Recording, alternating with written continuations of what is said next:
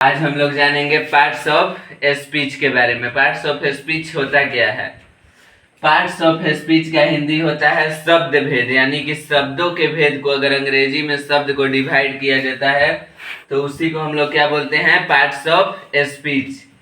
Parts of speech यानी कि शब्द भेद।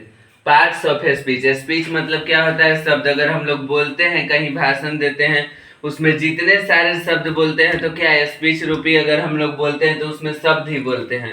दुनिया की जितनी सारी भाषाएं हैं, all the English word are divided into 8 groups according to their work they do in a sentence is called parts of speech. यानी कि दुनिया की जितनी सारे इंग्लिश में वर्ड है उनको क्या किया गया है? 8 भागों में हम लोगों को पढ़ने की आसानी होने के लिए 8 भागों में बांटा गया है, और उन 8 भागों को क्या बोलते हैं?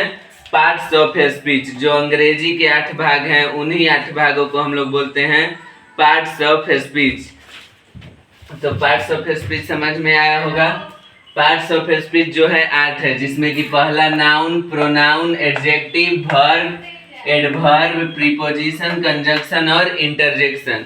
यानी कि 8 पार्ट्स ऑफ स्पीच हैं, जो कि noun, pronoun, adjective, verb, adverb, preposition, conjunction और इंटरजेक्शन।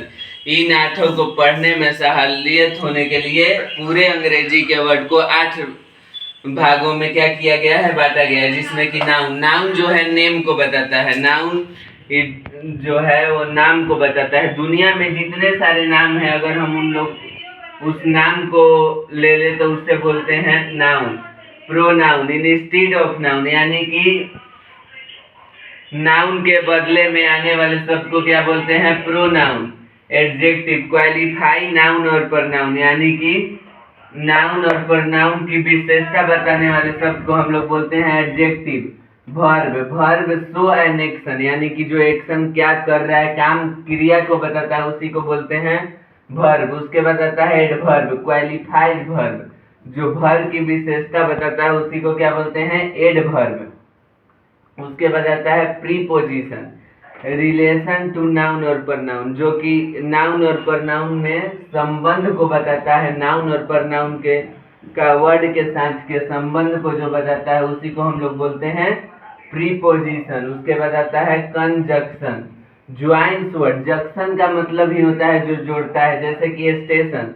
स्टेशन होता है जो जोड़ता नहीं होता है, लेकिन जंक्शन, जैसे कि जो जंक्शन है पटना जंक्शन, वो क्या करता है? 2 स्टेशनों को जो जोड़ता है उसी को जंक्शन कहते हैं। इसी से समझ सकते हैं कि कंजंक्शन यानी कि ज्वाइंस वर्ड, 2 वर्ड को ज्वाइन करता है, उसी को कंजंक्शन बोलते हैं। उसके बाद इंटरजेक्शन, सडनली एक्सप्रेस इमोशन, जो हम लोग इमोशन को एक्सप्रेस करते हैं, इमोशनल अचानक से जो आश्चर्यचकित बातों को बोलते हैं, उसी को इंटरजेक्शन करते हैं। और इन 8 को डिटेल में हम लोग बाद में जानेंगे। आज पार्ट्स ऑफ स्पीच का जो टॉपिक था वो